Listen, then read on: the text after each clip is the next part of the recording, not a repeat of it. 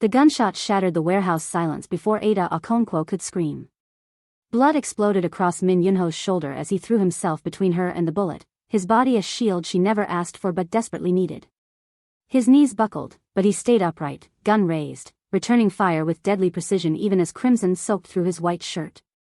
"Stay down," he roared at her, voice raw with pain and fury. 3 months ago, this man had ordered her to sleep on the floor like a dog. He'd stripped away her dignity, her choices, her humanity, reducing her to a transaction in designer clothes. He'd built walls of ice around himself and forced her to live in their shadow, invisible and voiceless. Now he was bleeding out for her in a warehouse in Incheon, and Ada couldn't understand which version was real, the monster who'd caged her, or the man taking bullets to keep her alive. Director Choi Sang-woo laughed from behind his cover, the sound echoing off concrete walls. "How romantic, Min. Dying for a woman you bought like furniture. Does she even know what you really are?" Yoonho fired again, and Sang-woo ducked. "Ada," Yoonho gasped, blood dripping from his fingers. "When I say run, you run. Don't look back. I'm not leaving you. You will." His eyes met hers, and for the first time in 3 months, she saw past the eyes to something raw and desperate underneath. "You will, or everything I've done means nothing. But let's rewind. Let's go back to where this catastrophe began, to the wedding night that shattered every illusion Ada had ever held about marriage, love, and her own worth. If you already feel the heat of this story, kindly subscribe and tell me where you are watching from, thank you." The white hanbok felt like a funeral shroud against Ada's brown skin. She stood alone in the master bedroom of Min Yoonho's penthouse, Seoul's glittering skyline mocking her through floor-to-ceiling windows. 26 years old, half Nigerian, half British, and she'd just signed her life away to save her father's pharmaceutical company from bankruptcy. 42 million pounds of debt, erased in exchange for her. The door opened. Yoonho entered, already loosening his tie, his face carved from ice. He was beautiful in the way a blade was beautiful, sharp, cold, dangerous. 32 years old and head of the Beck Consortium, one of Seoul's most powerful syndicates. His dark eyes swept over her once, dismissive, before he moved to the closet. "The marriage is complete," he said, his English perfect but emotionless. "Now we establish the terms of our arrangement." Ada's hands trembled against the silk. "Arrangement?" He turned, and something flickered in his expression, annoyance, perhaps, that she dared speak. "Did you think this was a love match, Mrs. Min? Your father's company owed my consortium 42 million pounds. I bought the debt. You are the repayment." The words hit like physical blows. Ada had known the marriage was transactional, had signed the papers with her father weeping beside her, but hearing it stated so baldly carved something vital from her chest. "I understand. Do you?" Yoonho stepped closer, and Ada caught his scent, expensive cologne and something darker underneath, like gunpowder and old violence. "Then understand this clearly, Rule 1. You do not touch me. Not my hand, not my arm, not even in public unless I initiate the contact. Are we absolutely clear?" Ada nodded, throat too tight for words. "Rule 2. His gaze dropped to the massive king-sized bed dominating the room, then to the floor beside it. "You sleep there. The bed is mine." Ada followed his gaze to the expensive Persian rug. "On the floor? Unless you prefer the hallway." His voice was flat, final, utterly without mercy. "This is not a negotiation, Mrs. Min. This is your reality now." Pride warred with reality in Ada's chest. She thought of her father's face when the bankruptcy notice arrived, her mother's tears, her younger brother Chitty's university fees that would never be paid. She thought of the life she'd left behind in London, her journalism degree half finished, her dreams of exposing corruption and telling truth to power. All of it traded for her family's survival. "I understand," she whispered again, hating how small her voice sounded, hating him for making her small. Yoonho pulled a sleeping bag from the closet and tossed it to her. It landed at her feet with a soft thump. "The bathroom is yours from 5 to 6 a.m. I wake at 6. Be invisible. Be silent. Be nothing." He climbed into bed without another word, turning his back to her. Ada stood frozen in her wedding hanbok, staring at the sleeping bag, at this man who'd just reduced her to less than a servant. At least servants got beds. Her hands shook as she unzipped the bag and spread it on the floor. The rug was soft, at least. Expensive. She could probably buy a car with what this rug cost. But it was still the floor. Ada lay down, still in her hanbok because she didn't know where else to change, and stared at the ceiling. Above her, she heard Yoonho's breathing even out into sleep. How could he sleep so easily? How could he be so cruel and then just drift off like he'd done nothing monstrous? She touched her phone, hidden in the folds of her dress. A message from her father glowed in the darkness. "Thank you, my daughter. You saved us all. I will never forget this sacrifice." Ada closed her eyes against the tears. She'd saved them. That's what mattered. She could survive anything for them. Even this. Even sleeping on the floor of a man who saw her as furniture. Even being nothing. 3 months crawled by like years. Ada learned the choreography of invisibility, waking at 4:45 a.m. to ensure she was showered and dressed before Yoonho stirred, moving through the penthouse like a ghost, existing in the spaces between his awareness. She made his coffee exactly how he liked it, black, 2 sugars, in the blue ceramic mug. She left it on the marble counter and disappeared into the guest room before he emerged from the bedroom. They never spoke. Not at breakfast, not during the rare evenings he came home before she slept. The penthouse was a museum of expensive silence, and Ada was a ghost haunting its halls, leaving no trace of her existence beyond the coffee mug and the perfectly made bed she never slept in. But there were strange things. Small things that Ada couldn't explain. A space heater appeared beside her sleeping spot one cold November morning, plugged in and humming warmth. Her favorite snacks from the Nigerian store in Itaewon showed up in the pantry: chin chin, plantain chips, groundnuts, foods she'd never mentioned to anyone, foods that required someone to research what a Nigerian British woman might miss from home. A bookmark appeared in the exact novel she was reading, holding her place when she'd left it on the coffee table. Yoonho never acknowledged these things. Never looked at her. Never spoke beyond terse instructions delivered through his assistant. But someone was paying attention. Someone was watching her closely enough to know what she needed before she asked. It was worse than the cruelty, somehow. These small kindnesses that appeared like ghosts, unexplained and unacknowledged, made Ada question everything. Was he cruel or kind? Monster or man? And which would be easier to survive? The public appearances were torture of a different kind. Twice a month, Yoonho's assistant would text her, "Event tonight. Dress code, formal. Car at 7 p.m. Do not be late." Ada would appear in conservative gowns, navy, black, burgundy, all chosen by a stylist who understood that Mrs. Min was meant to be elegant but invisible. She'd smile on command, play the devoted wife for cameras and board members, let Yoonho's hand hover near her back without ever quite touching.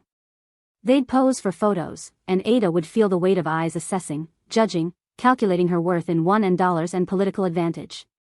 "She's beautiful," someone would say in Korean, not realizing Ada had been studying the language in her endless free hours. "Exotic," another would add, and Ada would swallow the anger at being reduced to her otherness. "Min knows how to acquire value," a third would conclude, and Ada would remember, she was an acquisition. A thing owned. A trophy displayed and then returned to storage. In the car rides home, silence reigned. Yoonho would stare at his phone, jaw tight with whatever violence he conducted through encrypted messages, and Ada would watch Seoul's lights blur past. She wondered if he ever felt lonely in his fortress of ice. If he ever wanted to actually speak to her, know her, see her as human rather than obligation. But then they'd arrive home, and he'd disappear into his office, and Ada would return to her sleeping bag on the floor, and the question would die unanswered in the darkness. Her father called weakly from Lagos. "How are you, my daughter? Is your husband treating you well?" "I'm fine, Daddy," Ada would lie, forcing brightness into her voice, hating herself for the deception. "Everything is wonderful. Seoul is beautiful. Your brother started university. He wants to study medicine, can you imagine? My son, a doctor. That's amazing, Daddy. I'm so proud. Because of you, Ada. All of this is because of your sacrifice. You are the hero of our family." The gratitude in his voice made the floor feel softer. Made the silence bearable. Made her sacrifice mean something beyond her own misery. She was saving them. That had to be enough. Until the invitation arrived that changed everything. "The annual consortium summit," Yoonho said, standing in the doorway of the guest room where Ada spent her days reading and studying Korean. It was the most he'd said directly to her in weeks, and his voice made her jump. Tomorrow night. You'll attend as my wife. Ada looked up from her textbook, startled by his presence, by the weight of his gaze. The summit? You've heard of it? She had. Even in London, people whispered about the Consortium Summit, where Korea's most powerful syndicate leaders gathered to broker deals, settle disputes, and display their dominance. Fortunes changed hands over champagne. Lives ended in bathrooms and parking garages. It was dangerous, political, a place where weakness meant death. I've heard it's not for outsiders, Ada said carefully, closing her book. You're not an outsider anymore. You're my wife. The way he said it made her feel like a possession he was bringing out of storage, dusting off for display. The stylist arrives at 2. Cooperate fully with her choices. He left before Ada could respond, the door clicking shut with finality. She sat frozen, heart hammering against her ribs. The summit meant visibility. Real visibility, not the carefully controlled appearances at charity galas. It meant entering Yoonho's actual world, the violent underbelly where his power was built on blood and fear. It meant danger she didn't understand but could feel in her bones. The stylist arrived precisely at 2, wheeling racks of conservative gowns, navy, burgundy, black. All high-necked, long-sleeved, designed to hide and diminish and make Ada disappear into the background of Yoonho's life. Mr. Min prefers understated elegance for his wife, the stylist explained in careful English, pulling out a navy column dress that looked like something a politician's wife would wear to a funeral. Nothing that draws too much attention. You understand? Ada nodded, smiled, agreed to everything. The woman left samples and measurements, promising to return tomorrow with the final selection. The moment the door closed behind her, Ada went to her own closet in the guest room. Buried in the back, untouched since she'd arrived in Seoul 3 months ago, hung a dress she'd bought with her last paycheck from her internship at The Guardian in London.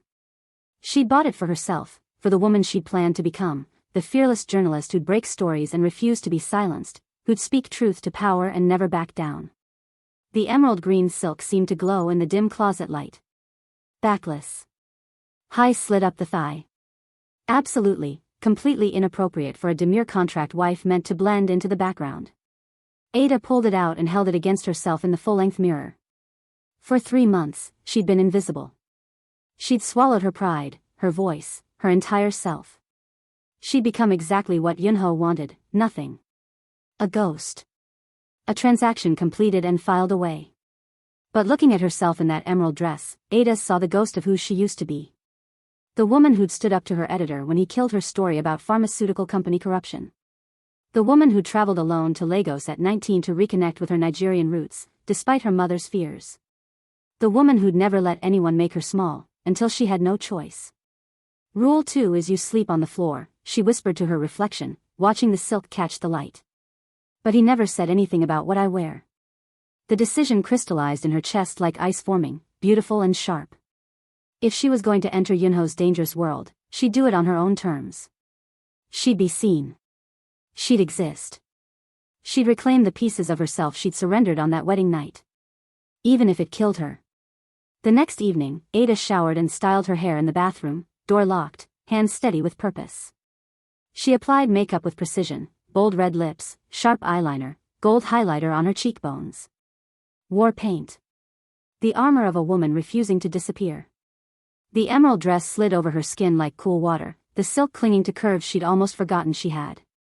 The backless design exposed her spine, the high slit revealed her leg with each step, and the color made her brown skin glow like she was lit from within. When she emerged from the guest room, Yoonho was waiting by the penthouse door, checking his Rolex. He looked devastating in a black suit, his hair perfectly styled, every inch the dangerous prince of Seoul's underworld. He looked up. And froze.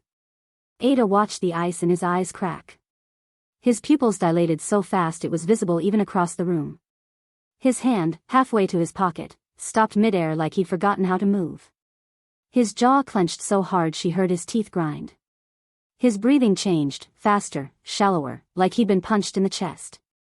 For 10 seconds, he just stared at her. Really looked at her, maybe for the first time since their wedding night. That's not the dress, he finally said, his voice tight and rough, stripped of its usual ice. No, Ada agreed, meeting his gaze without flinching, her heart pounding but her spine straight. It's not. The stylist chose. The stylist chose what you wanted. This is what I want. Silence stretched between them, electric and dangerous. Yoonho's gaze traveled down her exposed back, the high slit revealing her leg, the way the silk draped over her body like liquid emerald. Something wild flickered in his expression, hunger, anger, fear, all tangled together into something Ada couldn't name but felt in her bones. You don't understand what you're doing, he finally said, taking a step toward her, then stopping himself like he'd hit an invisible wall. Then explain it to me. I can't. His hands fisted at his sides. Just, change. Please. Wear the navy dress. Trust me on this. It was the please that almost broke her.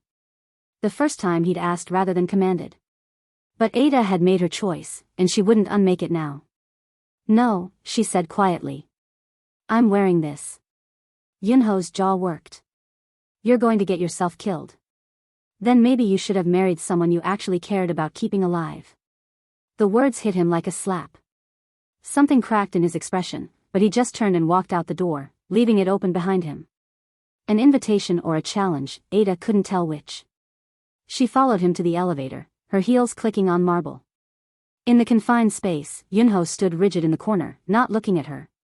But she caught him glancing at her reflection in the polished doors, once, twice, 3 times, his hands opening and closing like he wanted to reach for her but couldn't remember how. The car ride was suffocating. Yoonho's driver kept his eyes carefully on the road, but tension radiated from the back seat like heat from a furnace. Yoonho's knee bounced, once, twice, before he stilled it with visible effort. His breathing was too controlled, too measured, like he was manually operating his lungs. When we get there, he finally said as they approached the Shilla Hotel, you stay within 3 feet of me at all times. You don't speak to anyone I haven't approved. You don't accept drinks from strangers. You don't leave my sight. Understand? Why? His eyes cut to her, and Ada saw something she'd never seen before in 3 months of marriage, raw, undiluted fear. Because you just made yourself visible. And visibility in my world gets you killed. Before Ada could ask what he meant, they arrived. The door opened. Flashbulbs exploded like grenades. Ada stepped out into a wall of sound, cameras clicking, voices shouting questions in Korean and English, security personnel forming a corridor through the chaos.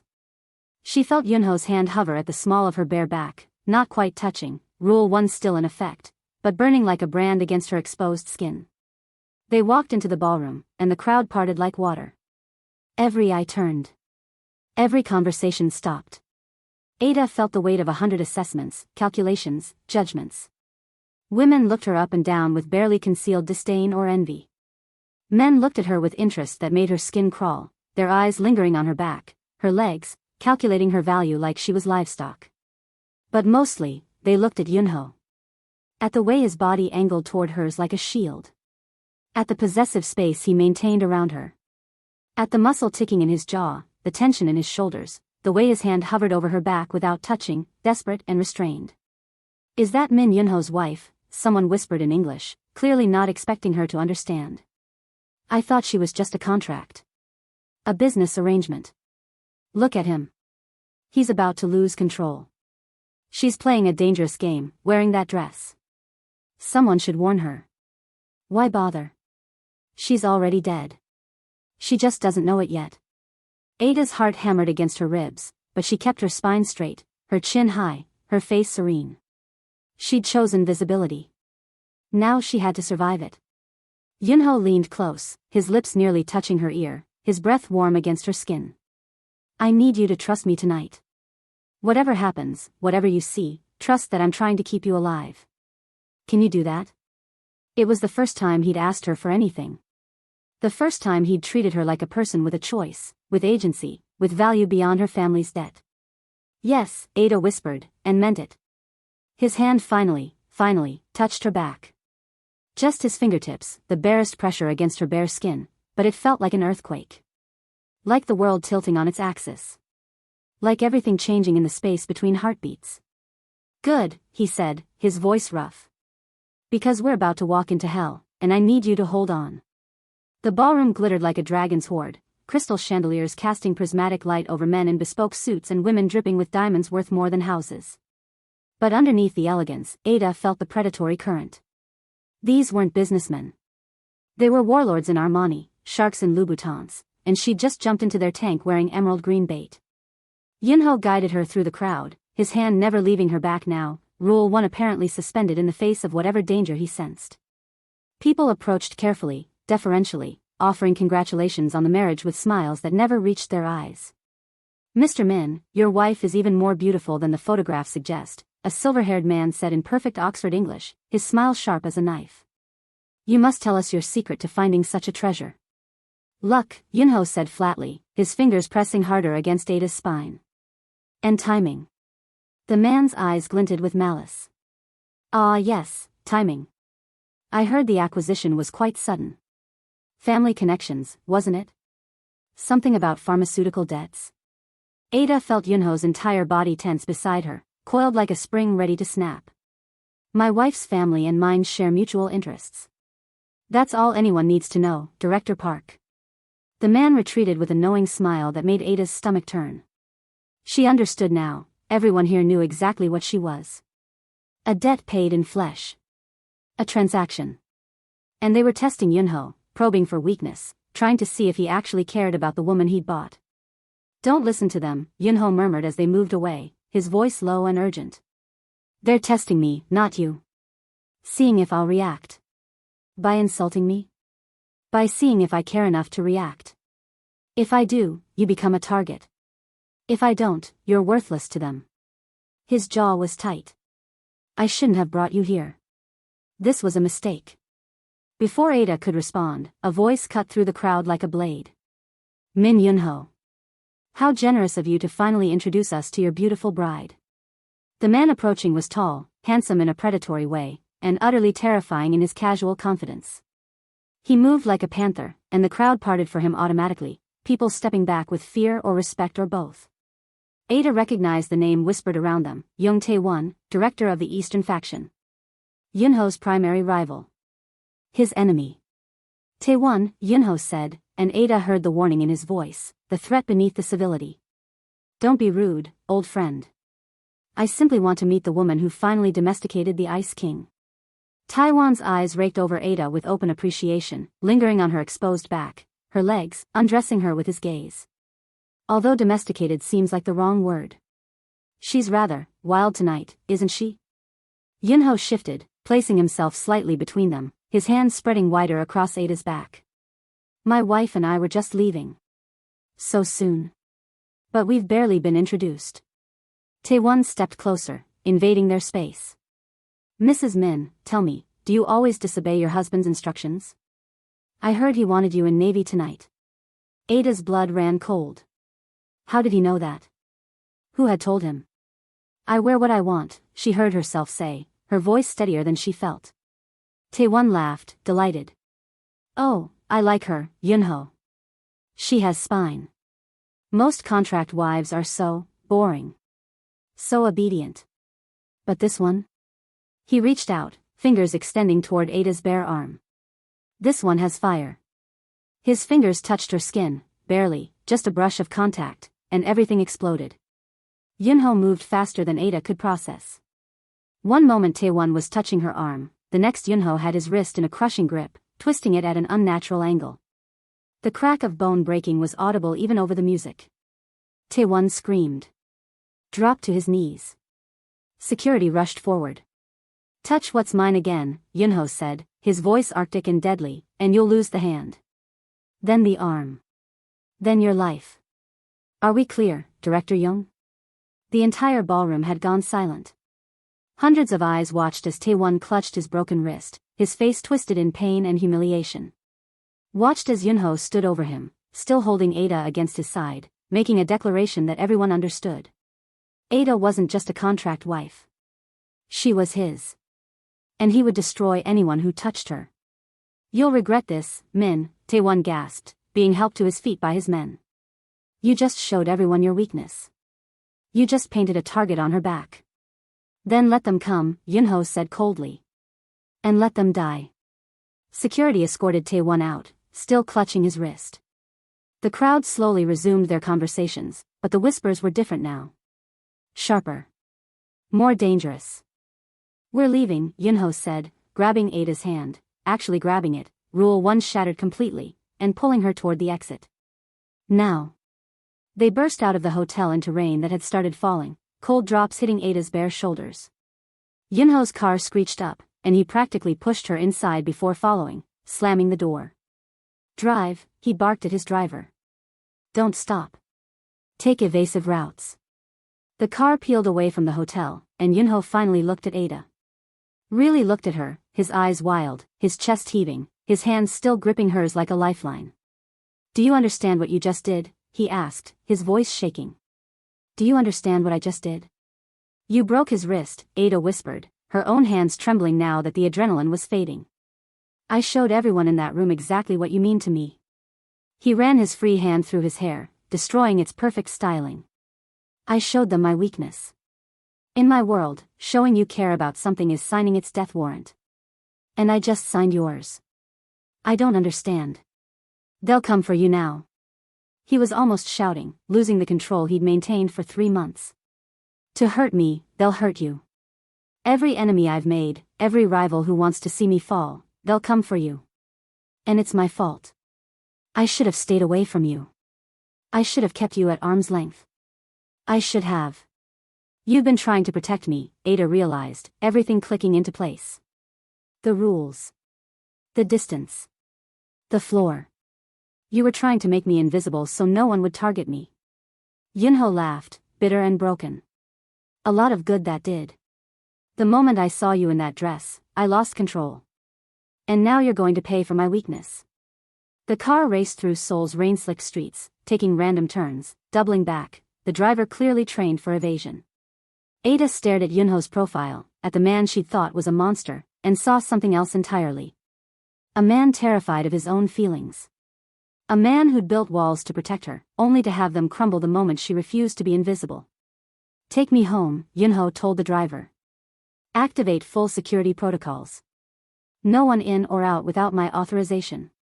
They rode in silence the rest of the way, but Yoonho never let go of her hand.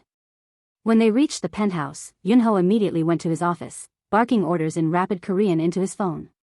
Ada stood in the living room, still in her emerald dress, listening to him mobilize his entire security apparatus. Double the guards. I want surveillance on all approaches. Anyone suspicious gets detained and questioned. I don't care if it's the mayor himself, no one gets near this building without clearance. He emerged 20 minutes later, jacket discarded, shirt unbuttoned at the collar, looking more disheveled than Ada had ever seen him. He stopped when he saw her still standing there, waiting. You should sleep, he said, but his voice had lost its ice. It's late. Ada looked at the bedroom door, at the sleeping bag she'd occupied for 3 months, at the floor that had been her prison. Then she looked at Yoonho, at this complicated, violent, protective man who just declared war on his entire world to defend her. Rule 2, she said quietly. You said I sleep on the floor. Yoonho's jaw clenched. The rules. You broke Rule 1 tonight. You touched me. You held my hand. You put your arm around me. She took a step toward him. So I'm asking, is Rule 2 still in effect? He stared at her, conflict warring across his features. Ada, you don't understand what you're asking. Then explain it to me. Like I'm a person. Like I'm your wife, not your prisoner. Something cracked in his expression. I have nightmares, he said, the words seeming to cost him. Violent ones. PTSD from things I've done. Things that were done to me. I've woken up with my hands around. He stopped, swallowed hard. I put you on the floor to protect you. From me. From what I might do in my sleep. Ada's heart clenched. Why didn't you just tell me that? Because telling you would mean admitting weakness. And I couldn't afford weakness with you. Why not? Because I've been in love with you since I saw you at a charity gala in London 2 years ago. The words exploded out of him like they'd been under pressure. You were covering it for The Guardian, asking uncomfortable questions about donor transparency. You challenged a cabinet minister to his face about corruption. You were fearless and brilliant and beautiful, and I couldn't forget you. Ada's breath caught. 2 years ago. I bought your father's debt the next week. Engineered the circumstances that would make him desperate enough to agree to a marriage contract. Manipulated everything to bring you here. He laughed bitterly. I'm a monster, Ada. I built a cage for you because I wanted to keep you, and I was too much of a coward to just ask you to choose me. The confession hung between them, raw and devastating. Ada's mind reeled, trying to reconcile this with the cold man who'd ordered her to the floor, the distant husband who'd ignored her for months. You manipulated my entire life, she said slowly. Yes. You bought me like property. Yes. You made me sleep on the floor and feel worthless for 3 months. Yes. His voice cracked. And I'd do it all again, because I'm selfish and broken and I wanted you more than I wanted to be good. But if you want to leave now, I won't stop you. I'll release you from the contract. Your family's debt is paid. You're free. Ada stared at him, this complicated man who'd caged her with love and fear tangled together, who'd hurt her trying to protect her, who'd just offered her freedom when it clearly cost him everything. I should leave, she said.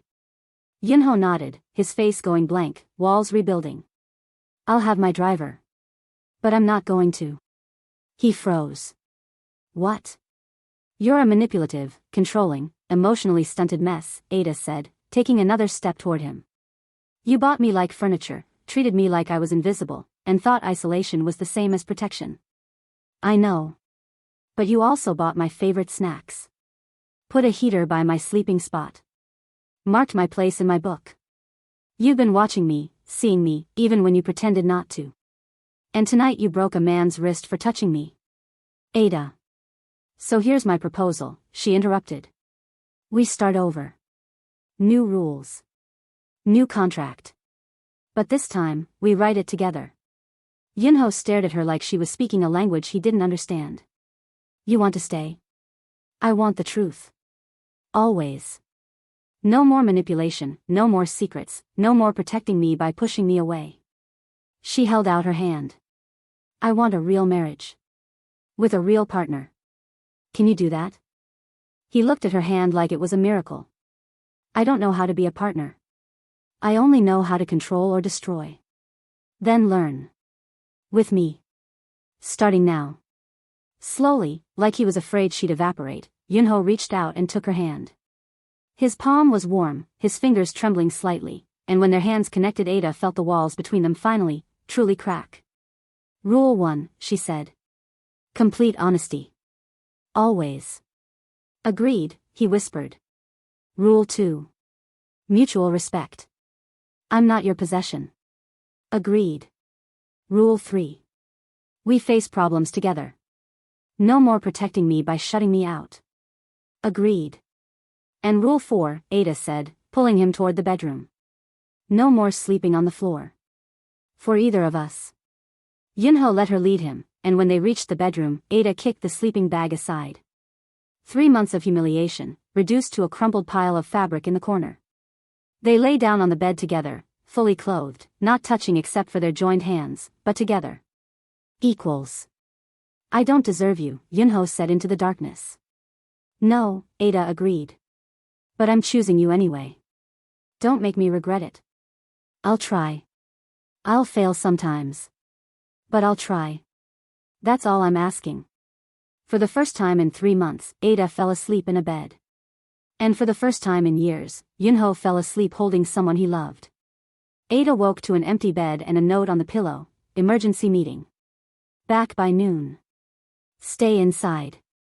Please. Why? The please was new. So was the explanation. Progress. She showered, dressed in comfortable clothes, and was making breakfast when her phone buzzed with a text from an unknown number. Look outside your window. A friend. Ada's blood ran cold. She moved to the living room window and looked down at the street 40 floors below. A black van was parked across from the building, and even from this height, she could see men watching the entrance. Her phone rang. Unknown number.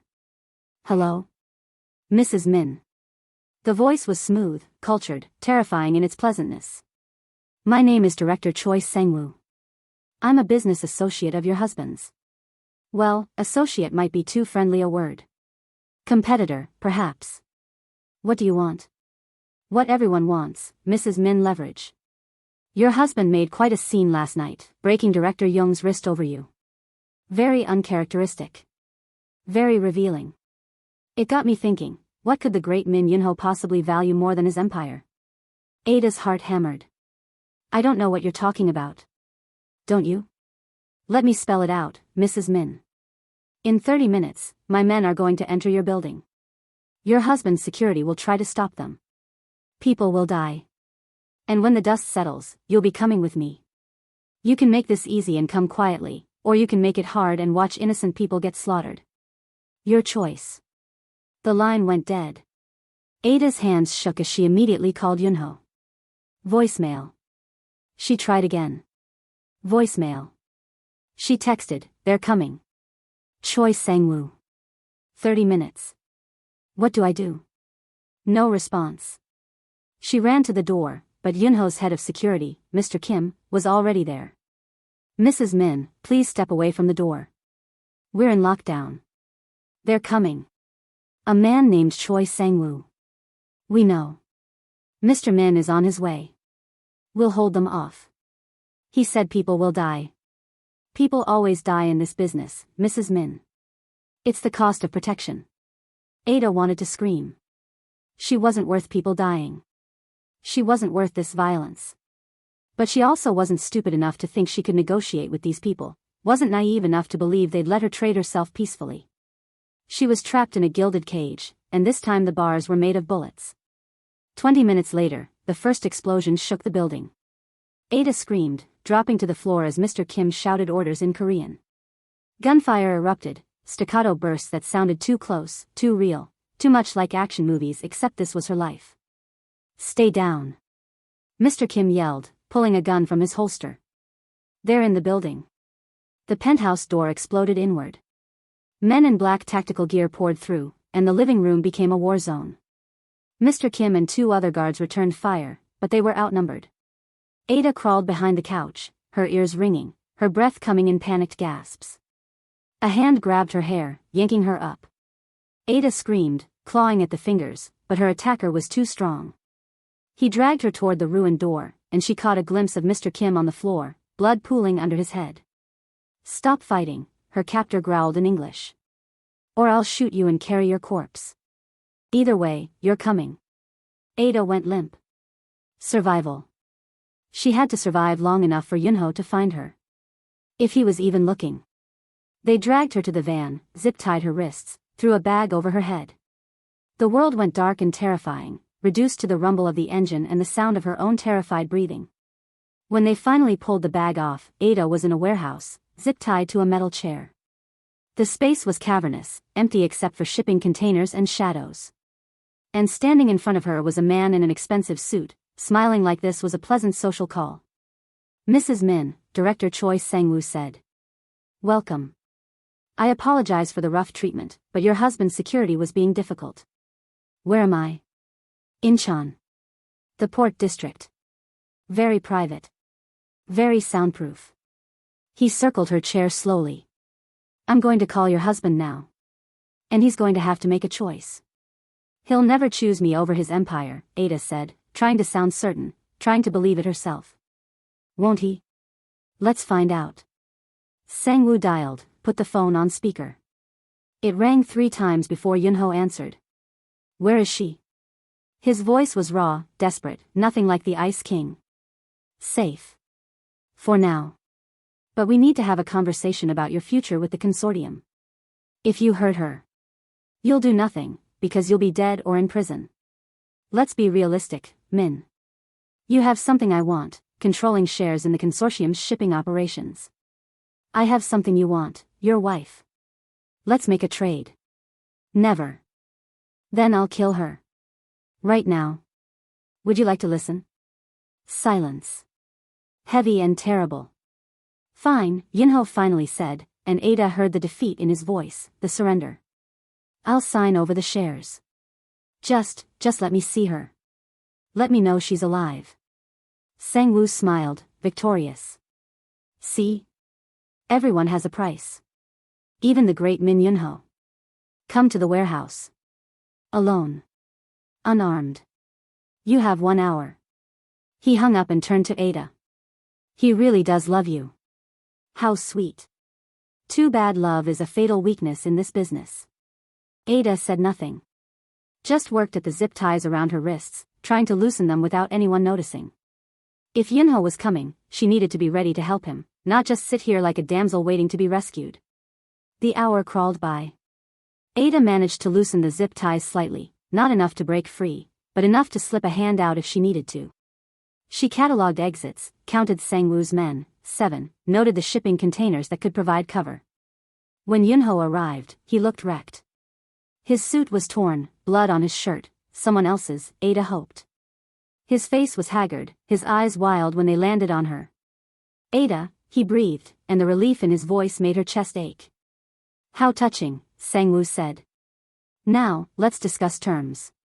You sign over your shares, and I let you both walk out of here. Simple. Bullshit, Yoonho said flatly. You'll kill us both the moment I sign. Maybe. But if you don't sign, I'll definitely kill her right now. At least this way, you have a chance. Yoonho looked at Ada, and she saw him calculating odds, running scenarios, trying to find a way out that didn't end with one or both of them dead. And she saw the moment he decided that her life was worth more than his empire. Fine, he said, moving toward the table where Sang-woo had papers laid out. I'll sign. He knelt beside the table, picked up the pen, and Ada saw his hand drift toward his ankle. The gun hidden there. The last resort he'd brought despite the order to come unarmed. Everything happened at once. Yoonho pulled the weapon, firing at Sang-woo. The director dove behind a container. His men opened fire. Yoonho returned shots, moving fast, using the shipping containers for cover. And Ada yanked her hand free from the zip ties and rolled off the chair, scrambling toward cover. Ada, run. Yoonho shouted, but there was nowhere to run. The warehouse doors were blocked by Sang-woo's men. A gunshot echoed. Yoonho staggered. Blood bloomed across his shoulder, but he kept firing, kept moving, kept putting himself between Ada and the bullets. Stay down, he roared at her, voice raw with pain and fury. This was the moment from the beginning. The warehouse. The blood. The impossible choice between love and survival. Sang-woo emerged from cover, gun raised toward Ada. Checkmate, Min, drop your weapon or I'll kill her. Yoonho froze, his gun still raised, blood soaking through his shirt. And in his eyes, Ada saw him calculating one more time. Saw him deciding. No, he said. You won't. And he fired. The bullet caught Sang-woo in the chest, spinning him backward. His shot went wild, missing Ada by inches. His men rushed forward, but Yoonho was ready, taking them down with brutal efficiency despite his wound. When the shooting finally stopped, 7 men lay dead or incapacitated. Sang-woo gurgled his last breath behind a shipping container. And Yoonho collapsed against the wall, his shoulder bleeding freely, his face pale. Ada ran to him, pressing her hands against the wound. You're hit. We need to get you to a hospital. I'm fine, he lied, even as his hands shook. Are you hurt? No. You kept me safe. I almost got you killed. You saved me. There's a difference. Yoonho laughed weakly. Can't tell the difference anymore. Sirens wailed in the distance, Yoonho's people, arriving too late but arriving. Ada held pressure on his wound and watched this violent, complicated man who'd bought her like property and nearly died to keep her alive. We need to talk about your communication skills, she said, and he laughed, then winced at the pain. Add it to the list of my failures. It's a long list. I know. The sirens got closer, and Ada held him while his blood soaked through her fingers, and she chose, again, to stay with this broken man who loved her in the only violent way he knew how. The hospital was private, exclusive, catering to people who couldn't afford public records of gunshot wounds. Yoonho's people handled everything, the admittance, the cover story, the cleanup of the warehouse that would erase any evidence of what happened. Ada sat beside his bed while doctors repaired the damage, watching his face as anesthesia pulled him under. Even unconscious, he looked troubled, his brow furrowed, fighting invisible demons. She thought about leaving. About walking out while he slept, taking the freedom he'd offered, escaping this violent world before it consumed her too. She could go back to London, finish her degree, live a normal life where people didn't get kidnapped or shot. But when Yoonho woke several hours later, groggy and disoriented, his first word was her name. Ada? I'm here. His eyes found her, relief flooding his features. You stayed. Did you think I wouldn't? I hoped. Didn't expect it. He tried to sit up, winced, settled back. I owe you answers. Real ones. All of them.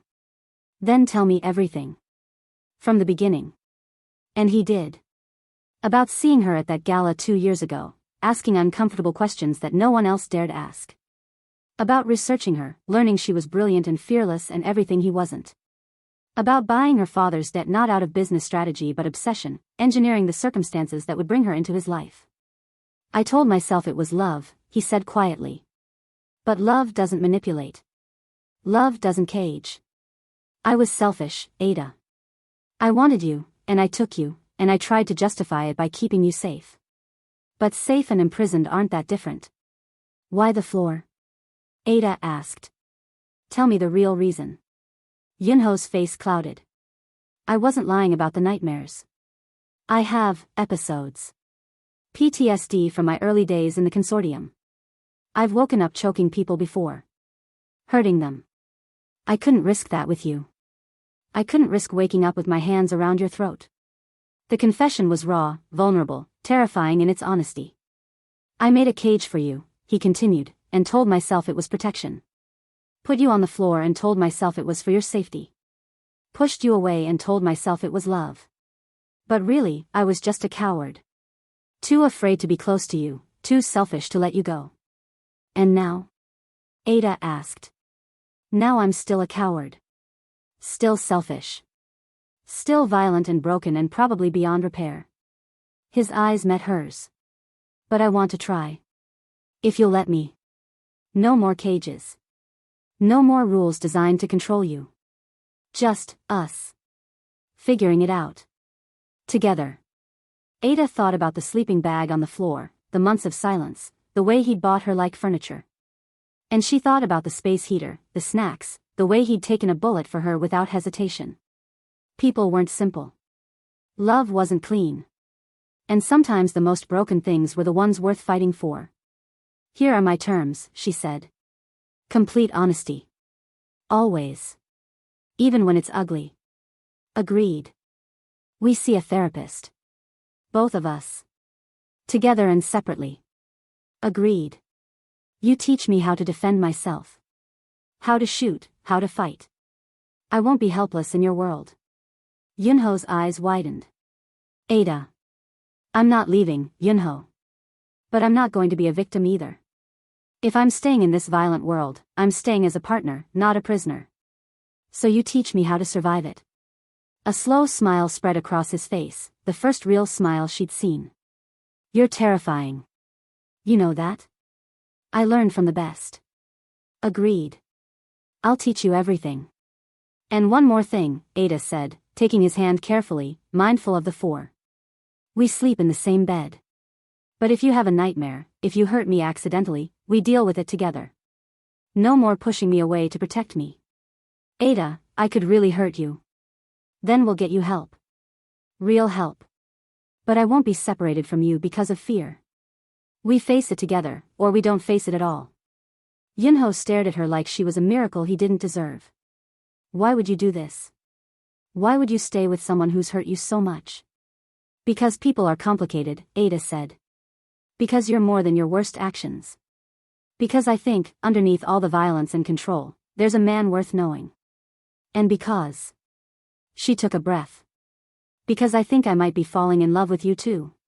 Not the version you pretended to be, but the real you. Broken and violent and trying. Tears slid down Yoonho's face, and he didn't try to hide them. I don't deserve you. Probably not. But I'm choosing you anyway. He pulled her close, carefully, mindful of his injury, and kissed her forehead. New contract, he whispered. New rules. New us. New us, Ada agreed. 2 weeks later, Ada stood in the penthouse living room with a gun in her hands, learning to shoot from Yoonho's head of security, a new one, since Mr. Kim had died protecting her. She felt the weight of that death, the price of Yoonho's world, but she didn't look away from it. Yoonho watched from the couch, his arms still in a sling, pride and fear warring on his face. You're a natural, he said when she hit the target dead center. Good genes, Ada replied. My grandfather was in the Biafran army. Remind me never to make you angry. Too late. You made me sleep on the floor for 3 months. And I'll be apologizing for that for the rest of my life. Good. She set down the gun and sat beside him. Your therapist called. Our couples session is Thursday. Yoonho grimaced. Do we have to? Yes. That was the deal. I know. I'm just not good at talking about feelings. Clearly. That's why we're going. He leaned his head against hers, and they sat in comfortable silence, watching Seoul's lights come on as evening fell. The sleeping bag was gone, donated to a homeless shelter. The bedroom was theirs now, shared equally, and though Yoonho still had nightmares sometimes, they faced them together. I got a job offer, Ada said quietly. The Korea Herald wants me to write investigative pieces about corporate corruption. Yoonho tensed. That's dangerous. So is being married to you. True. Will you take it? I want to. But I need to know you're okay with me exposing the kind of people you do business with. Yoonho was quiet for a long moment. A month ago, I would have forbidden it. Would have locked you in this penthouse and told myself it was for your safety. And now? Now I think you'd be brilliant at it.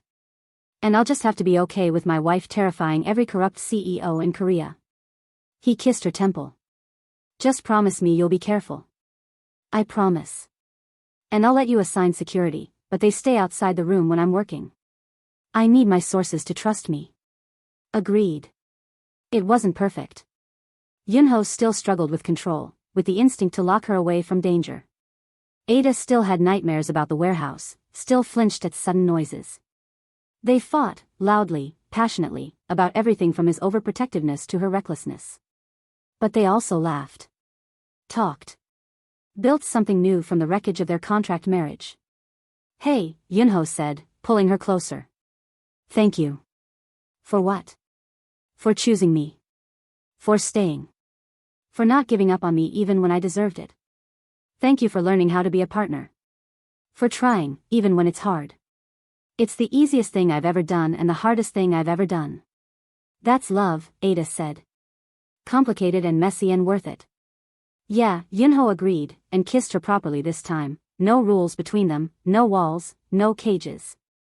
Just two broken people choosing each other, every single day. Outside, Seoul glittered with possibility. Inside, Ada and Yoonho built something neither of them had known they needed, a love that was honest, equal, and entirely their own. The emerald dress hung in Ada's closet, a reminder of the night everything changed. Sometimes she wore it, and Yoonho's eyes still darkened with want and memory. But mostly it stayed there, a symbol of the woman who refused to be invisible, who demanded to be seen. And beside it, folded neatly in the back of the closet, was the sleeping bag. Not thrown away, but kept. A reminder of where they'd started, of how far they'd come, of the price of freedom and the cost of love. Ada touched it sometimes, feeling the fabric, remembering the cold floor and the colder loneliness. And then she'd close the closet door and walk to the bedroom where Yoonho waited, where they'd built something new from the ashes of a contract that should have destroyed them both. Ada? Yoonho called from the bedroom. You coming to bed?